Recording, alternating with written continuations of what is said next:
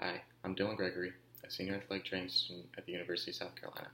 Today, I'll be discussing heart auscultations and how to perform them. First, you will need a stethoscope.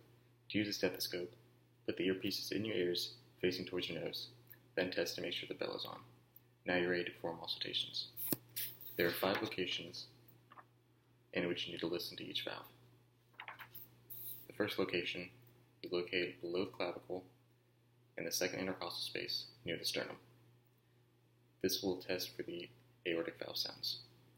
You then move to the left side of the sternum, and this will test for the pulmonary valve sounds in the second intercostal space as well.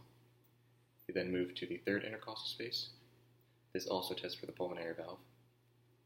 The fourth intercostal space is next, testing for the tricuspid valve.